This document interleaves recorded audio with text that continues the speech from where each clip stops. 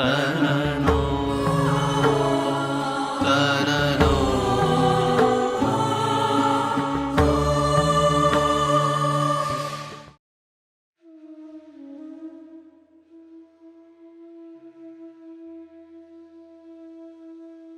और हमारे यहां भी कहा गया शास्त्रों में, कर्तुम अकर्तुम अन्यथा कर्तुम समर्थः परमेश्वरः।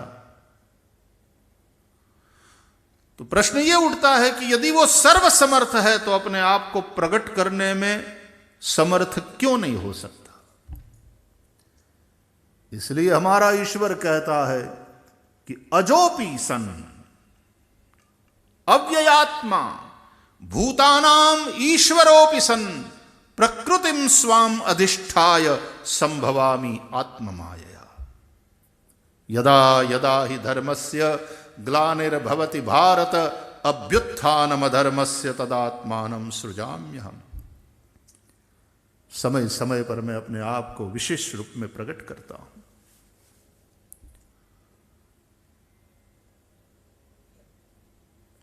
तदात्मानं सृजाम्यहम्। इसलिए भक्ति की दृष्टि से देखा जाए तो यह जगत भी उसी परमात्मा की अभिव्यक्ति है। यह जगदावतार, यह अवतार ही है। इसलिए तो वहां वो मायावाद में और उस दूसरे आचार्यों की दृष्टि में वही तो अंतर है ना। कई आचार्य जैसे वल्लभाचार्य जी, वो शंकराचार्य जी के मायावाद को नहीं मानते, और शंकराचार्य जी वो जगत को मिथ्या कहते हैं, ब्रह्म सत्यम जगन मिथ्या। अब उसके ऊपर विद्वानों की ये तो बातें हैं, उनका विषय है और बहुत शास्त्रार्थ होता। लेकिन भगवान आद्य शंकराचार्य का दर्शन बड़ा अद्भुत है, और जो कहते हैं उसमें भाव, कुछ कारण है, कोई वजह है, और श्रुति के आधार पर है। और सभी आचार्यों ने श्रुति के आधार पर ही अपने अपने दर्शन का प्रतिपादन किया है, लेकिन वो फिर विद्वानों के शास्त्रार्थ का विषय। लेकिन भक्त तो यही मानता है।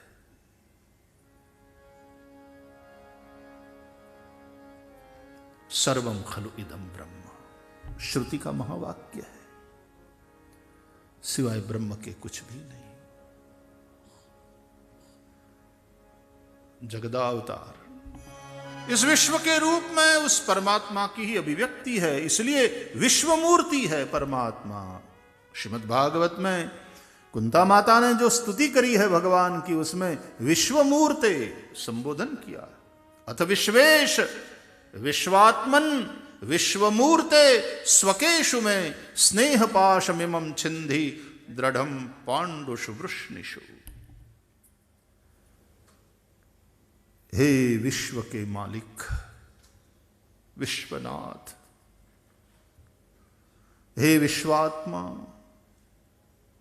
ये टिका हुआ है, इसकी आत्मा आप हैं विश्व की, आपके चलते ये विश्व है। हे विश्वमूर्ते, यह विश्व आपकी ही अभिव्यक्ति है, इसके रूप में आप ही मूर्त है। अमूर्त जो है सत्ता, वो इस रूप में मूर्त हुई। यह आप ही की स्फूर्ति है, यह आप ही की मूर्ति है। सर्वम खलु इदम ब्रह्म।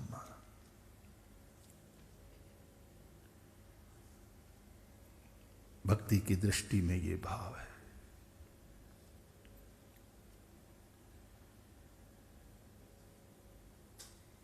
तो ईश्वर है, और वेद तो कहते हैं कि हकीकत में वही है, और कुछ उसके अतिरिक्त कुछ भी नहीं है। ये जो नानात्व दिखाई पड़ रहा है ना, नानात्व का अर्थ है विविधता, कि पर्वत है, नदियां हैं, समंदर है, पेड़ है, ये जड़ है, ये चेतन है, ये सब वैविध्य उसी एक परमात्मा में दिखाई पड़ रहे हैं। बाकी वही एक है, सिवाय उसके कुछ भी नहीं।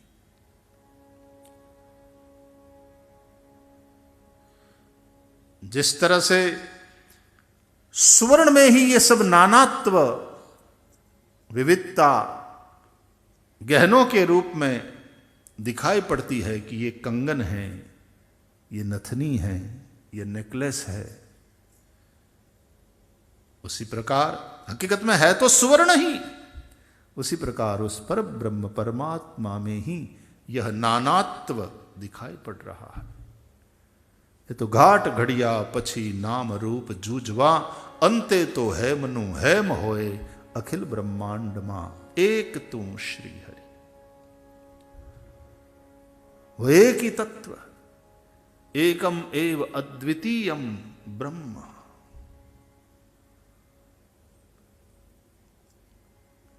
वही है, उसके अतिरिक्त कुछ भी नहीं है। तो वही परमात्मा भक्तों की भक्ति के वशीभूत होकर के सगुण साकार बनकर लीला करता है। और जब सगुण साकार बनकर के लीला और अपने आप को प्रकट कर समर्थ है, सब कुछ करने में समर्थ है, वो अपने आप को प्रकट करने में भी निश्चित रूप से समर्थ है। जिसका ईश्वर अपने आप को प्रकट करने में समर्थ न हो, उसका ईश्वर भले ही प्रकट नहीं होवे। हमारा वाला ईश्वर सब कुछ करने में समर्थ है और वो अपने आप को प्रकट करने में भी समर्थ है। इसलिए भय प्रकट कृपाला। इसलिए विष्णु सहस्त्र नाम में दोनों प्रकार के नाम मिलते। अमृताशो अमृत वपु, ये अमृत वपु भी है। अमृत इनका शरीर, या तो इनका शरीर अमृतमय है। अमृत का अर्थ आनंद कई जगह किया गया है, तो आनंदमय। और अमृताशो, अमृताशी है, अमृत का ही भोजन करने वाले। तो भोजन वही है, भोक्ता वही है।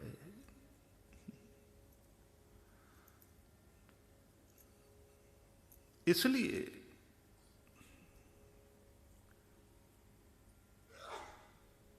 अन्वय और व्यतिरेक दोनों प्रकार से परमात्मा का प्रतिपादन होता है। ये ब्रह्म है, ये ब्रह्म है, ये ब्रह्म है, एक तो ये पद्धति है। और ये ब्रह्म नहीं, ये ब्रह्म नहीं, ये ब्रह्म नहीं, ये ब्रह्म नहीं, एक ये पद्धति है। न इति न इति, ये वाली निषेध करते चले जाओ।